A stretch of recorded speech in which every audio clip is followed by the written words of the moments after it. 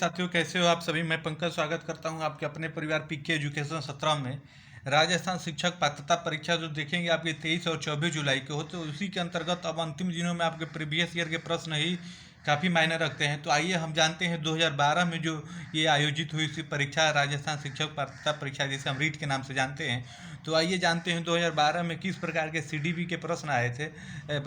आपके बाल विकास एवं शिक्षा शास्त्र के अंतर्गत किस प्रकार के प्रश्न आए थे आप देखेंगे वन लाइनर के रूप में। बस आपका प्रश्न रहेगा और आंसर रहेगा कि वो कैसे पूछे थे। तो आइए हम दिखाते हैं कुछ समय में। तो सबसे पहले देखेंगे, पहला आपका प्रश्न था उसमें कि संज्ञानात्मक विकास का वंशक्रम निर्धारित करता है। जो आपका संज्ञानात्मक विकास होता है उसका वंशक्रम निर्धारित कौन करता है? तो वो करता है आपका मस्तिष्क जैसी शारीरिक संरचना की मूलभूत स्वभाव से होती है। अर्थात कहने का मतलब ये है, आप देखेंगे कि उसमें माता पिता के शारीरिक तथा मानसिक विशेषताओं का संतानों से में संक्रमित होना है, वंशाक्रम कहलाता है। ये तो आपको पता होगा। वंशाक्रम का प्रभाव बालक के हाव भाव, कार्य करने के तरीके, मानसिक स्तर सबको देखने को मिलता है। तो आप इस बात को ध्यान में रखेंगे। आइए वही नेक्स्ट दूसरे प्रश्न की बात करें। तो दूसरे प्रश्न में देखेंगे आपका पूछा है निम्न में से कौन सा कथन सही नहीं है। ये ऑप्शन डिपेंडेबल प्रश्न है। अगर आप ऑप्शन देखेंगे तो उसके हिसाब से जाएंगे तो इसमें आपका हो जाएगा, प्रारंभिक जीवन की नकारात्मक घटनाओं के प्रभाव से कोई भी अध्यापक बचाव नहीं कर सकता। ये ऑप्शन के हिसाब से ये इसमें सही था। आप प्रीवियस ईयर के प्रश्न अगर उठा के देखते हैं तो ये इस प्रकार के प्रश्न पूछे थे। आइए वही तीसरे प्रश्न की बात करें। तो निम्न में से कौन सी विशेषता परिपक्वता को अधिगम से अलग करती है? तो वह एक स्वाभाविक प्रक्रिया होती है। इस बात का आप ध्यान रखेंगे। निम्न में से कौन सा कथन विकास के संबंध में सही नहीं है? तो वो है विकास के विभिन्न क्षेत्रों में संभावित खतरे नहीं होते हैं। आप इस बात को ध्यान में रखेंगे। आइए वही पांचवें प्रश्न की बात करें। तो पांचवें प्रश्न में देखेंगे आपका पूछा है दल या गैंग का सदस्य होने से सामाजिकरण उत्तर बाल्यावस्था में बेहतर होता है। निम्न में से कौन सा विचार के विपरीत है? इस विचार के विपरीत आपका कौन सा कथन है वो आपको बताना है।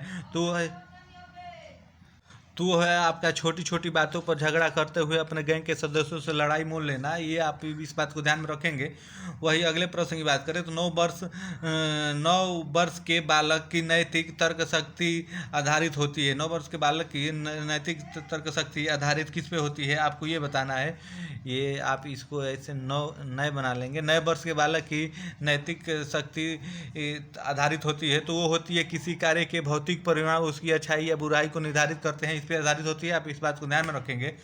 वही निम्न में से कौन सा उदाहरण अभिप्रेरणा का परिणाम नहीं है? आपको ये बताना था। तो जॉन स्टुअर्ट को मिल ने 12 वर्ष की उम्र में दर्शन का अध्ययन कर दिया था। ये अभिप्रेरणा से परिणाम नहीं है। आप इस बात को ध्यान में रखेंगे। आइए 8वें प्रश्न की बात करें। तो 8वें प्रश्न में देखेंगे पूछा था निम्न में से क्या एक प्रभावी प्रशंसा के रूप में अध्यापक के लिए कार्य करेगा? तो विद्यार्थियों को उनकी योग्यता तथा कार्य निष्पादन के महत्व को सूचना देना करेगा। आप इस बात को ध्यान में रखेंगे। आइए वही नेक्स्ट की बात करें। निम्न में से कौन सा उदाहरण अधिगम को प्रदर्शित करता है?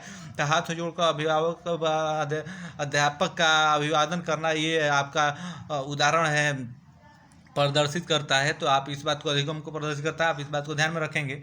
निम्न में से कौन सा चिंतन की प्रक्रिया का सबसे कम महत्वपूर्ण है? तो वो मांसपेशिया क्रियाएं कम महत्वपूर्ण होती है। आप ध्यान में रखते हुए चलेंगे। आइए वही अगले प्रश्न की बात करें। तो अगले में देखेंगे आपका पूछा है योगात्मक मूल्यांकन का उद्देश्य क्या होता है? जो योगात्मक मूल्यांकन आपका होता है उसका उद्देश्य क्या होता है?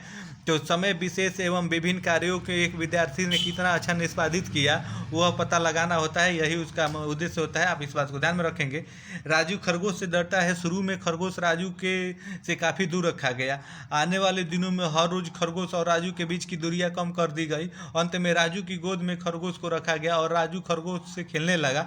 यह प्रयोग उदाहरण किसका है? आपको ये बताना है। तो शास्त्रीय अनुबंधन सिद्धांत का उदाहरण है। आप ध्यान में रखेंगे। वही बहिर्मुखी विद्यार्थी अंतर्मुखी विद्यार्थियों से किस विशेषता के आधार पर भिन्न होता है? आपको ये बताना है। तो मन ही मन परेशान होने की अपेक्षा अपनी भावनाओं को अभिव्यक्त करता है, इससे भिन्न होता है। आप ध्यान में रखेंगे। आइए वही नेक्स्ट 14वें प्रश्न की बात करें। तो 14वें में देखेंगे आपका पूछा है निम्न में से कौन सा कथन बुद्धि के बारे में सत्य नहीं है? ये आपको बताना है। यह अस्थायी एवं अपरिवर्तनशील विशेषता है, ये आपका ध्यान रखेंगे। एक संतुलित व्यक्तित्व वह है जिसमें आपको बताना है क्या होता है। तो मजबूत अहम को बनाया जाता है, ये होना चाहिए, वो संतुलित व्यक्तित्व है। आप इस बात को ध्यान में रखेंगे। अंतर्वैयक्तिक बुद्धि को प्रदर्शित करने वाला व्यवहार कौन सा है? तो वो मिलते जुलते संवेगों एवं उदासी एवं पछतावा में भेद कर पाना, ये उदाहरण है। आप ध्यान में रखेंगे। निम्न में से कौन सी व्यूह रचना अभिप्रेत लैंगिक अंतरों के मद्देनजर रखना लैंगिक क्षमता की भावना के विपरीत है? तो आपको ये बताना है इसमें। तो इसमें आप देखेंगे इस आपके आप सही इसका विकल्प हो जाएगा, लड़कों की समस्याओं के समाधान को विश्व पर नियंत्रण रखने के लिए उनकी योग्यता, उनकी आत्मविश्वास विकसित करने के लिए सहयोग प्रदान करना। आप इस बात को ध्यान में रखेंगे। एक अध्यापक किसी भी समूह में समुदाय आधारित व्यक्तित्व को भिन्नताओं को समझ जाता है। कैसे? भाषा एवं व्यक्तित्व के आधार पर समझ जाता है। आप ध्यान रखेंगे। सृजनशीलता के पोषण हेतु एक अध्यापक को अपने विद्यार्थियों को रखना चाहिए कार्य केंद्रित। आप इस बात को ध्यान में रखते हुए चलेंगे। आइए वही नेक्स्ट प्रश्न की बात करें। तो नेक्स्ट प्रश्न में देखेंगे आपका पूछा है, निम्न में से कौन सी विशेषता सामाजिक रूप से वंचित वर्ग के विद्यार्थियों की नहीं होती है? नियमित स्वास्थ्य से संबंधित देखभाल करना ये नहीं संबंधित होती है। आप ध्यान रखेंगे।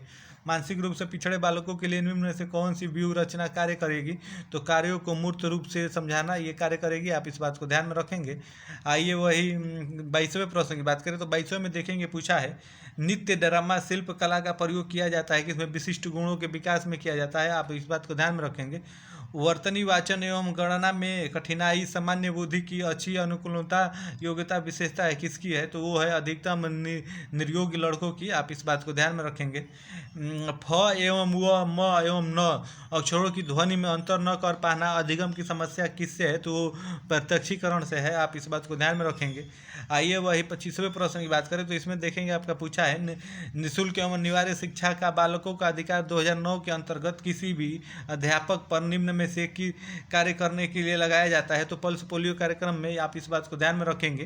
क्रियात्मक अनुसंधान मौलिक अनुसंधान से भिन्न है क्योंकि यह है अध्यापकों शैक्षिक प्रबंधनों प्रशासकों द्वारा किया जाता है। आप ध्यान रखेंगे। क्रियात्मक अनुसंधान में क्या होता है? तो क्रियात्मक उपकल्पनाओं का निर्माण समस्याओं के कारण पर आधारित होता है। आप ध्यान में रखेंगे। आइए वही अगले प्रश्न की बात करें। तो अगले में देखेंगे आपका पूछा है, राष्ट्रीय पाठ्यचर्या रूपरेखा 2005 के बहुभाषा में एक संसाधन के रूप में समर्थन दिया जाता है क्योंकि राष्ट्रीय, अब इसका आपको बताना है। तो इसमें देखेंगे क्योंकि राष्ट्रीय रूपरेखा 2005 बहुभाषिकता निहित कर दी गई है इसलिए आप समर्थन किया जाता है। आप ध्यान रखेंगे। निम्न में से कौन सा तरीका विज्ञान विषय को समझाने के लिए उच्च प्राथमिक स्तर पर उपयुक्त नहीं है? अमूर्तता के द्वारा विषय को सिखाना ये नहीं है। आप ध्यान रखेंगे।